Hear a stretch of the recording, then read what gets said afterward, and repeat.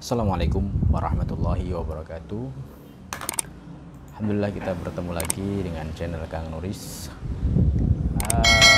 Kali ini saya akan membahas sedikit santai ya, karena memang ini pembahasan yang cukup santai tapi cukup menggelikan juga perdebatan yang ada di media sosial. Kemarin saya menulis terkait tafsir lirik daripada lagu Aisyah istri Rasulullah. Ini memang sedikit kurang kerjaan, tetapi saya kira penting juga. Banyak komentar, baik ada yang pro dan kontra, ada yang positif, ada yang negatif. Saya kira wajar, karena adalah seni.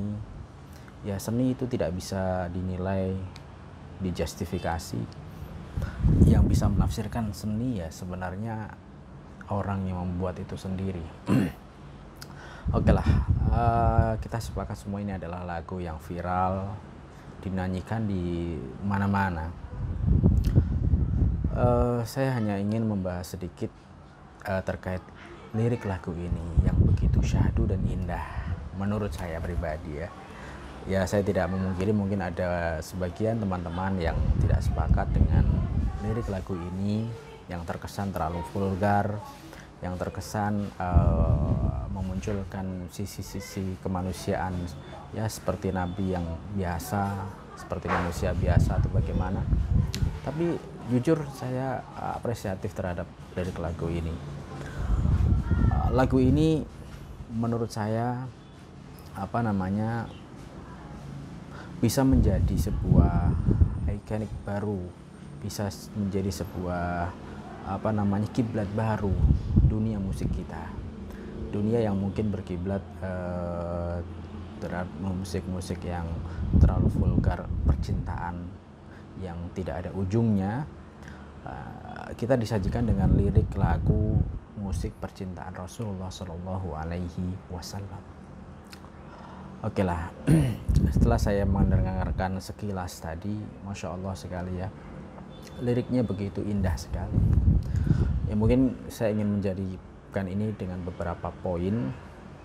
Untuk yang pertama kali, lagu ini memperkenalkan kita kepada Sayyidah Aisyah, istri Rasulullah Shallallahu Alaihi Wasallam, yang dinikah pada umur 9 tahun. Ada juga yang mengatakan itu adalah sebuah riwayat bahwa Sayyidah Aisyah nikah umur 16 tahun. Tapi ala kulli hal itu tidak menjadi perbincangan kita kali ini. Akan tetapi lagu ini menceritakan kepada kita bahwa Rasulullah memiliki istri yang namanya Sayyidah Aisyah. Sayyidah Aisyah merupakan anak daripada Sayyidina Abu Bakar. Jadi perlu diketahui oleh khalayak umum bahwa Sayyidina Abu Bakar, Khulafaur Rasyidin yang pertama kali, itu adalah termasuk mertua daripada Rasulullah Shallallahu Alaihi Wasallam, dan keluarganya juga bertemu pada sanad-sanad sebelumnya. Mungkin bisa diceklah terkait kisah Sayyidah Aisyah lebih lanjut nanti. Yang kedua, saya ingin mengkonfirmasi sedikit. Sebenarnya ada yang bilang bahwa lagu ini kok terlalu tidak sopan memanggil istri Rasulullah, kok ya Aisyah istri Rasulullah. Saya kira wajar ya dengan sebuah lagu. Banyak kok lagu di luar sana yang secara langsung memanggil dengan nama, dan saya kira itu tidak menurunkan rasa hormat terhadap Ummul Mukminin Aisyah radhiyallahu anha. Ada juga lagu yang familiar sekali kan, yang mungkin kita dengar ketika sholawatan. Ada Khadijah, saya lupa lagunya, yang mungkin liriknya juga sama.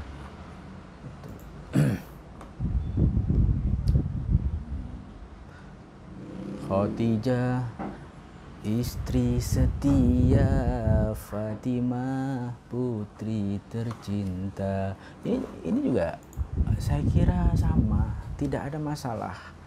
Tentunya kita dengan niat juga menghormati kepada Sayyidah Aisyah radhiyallahu an. Yang kedua, ada yang berpendapat bahwa lagu ini terlalu vulgar. Ya, kita lihat di dalam lagu, kita bisa dengar di dalam lagunya kan ada bagaimana gelas Sayyidah Aisyah yang bekas minum beliau diminum oleh Rasulullah. Ada juga Rasulullah mencubit, sebenarnya bukan mencubit ya, mencolek hidung Sayyidah Aisyah. Ada juga terkait Rasulullah tidur berbaring di pangkuan Sayyidah Aisyah. Sebenarnya bukan di jilbab ya di situ. Dalam hadis ya, sebagai informasi lebih lanjut ini ya, bahwa lagu tersebut ada di dalam hadis semuanya dan sahih. Ya, ada kebanyakan daripada hadisnya itu adalah sahih. Mungkin bisa dilihat nanti ada di Sunan Ahmad, ada di pokoknya hadis-hadis yang masyhur lah. Oke, melanjutkan kembali bahwa lagu ini adalah lagu yang vulgar, saya kira enggak ya. Dari sekian yang saya baca literatur, apa yang di dalam lirik lagu ini adalah bersanad, artinya ada dalilnya bahwa Rasulullah melakukan ini, Rasulullah melakukan ini. Bahkan ada yang lebih vulgar lagi kalau kita baca, yaitu ketika Rasulullah mandi bersama istri beliau, mandi bersama di kamar mandi dengan satu wadah. Itu saya kira lebih vulgar lagi. Ya, kalau kita melihat ini sebagai hal yang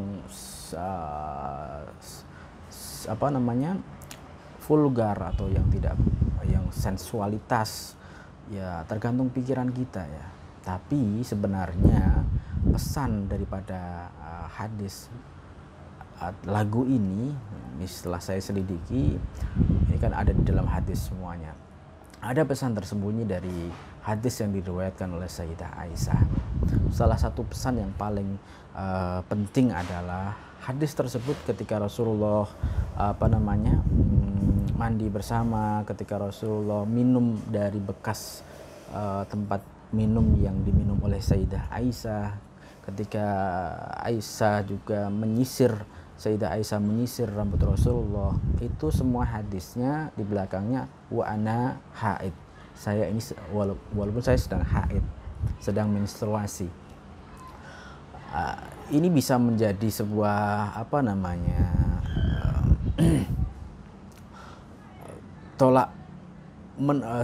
sebagai dalil menolak daripada sejarah bangsa Arab itu sendiri.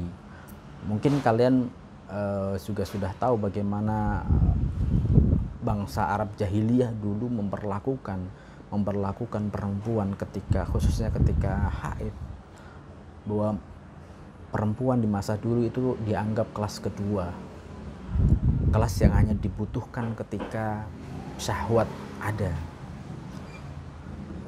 kelas yang selalu terpinggirkan.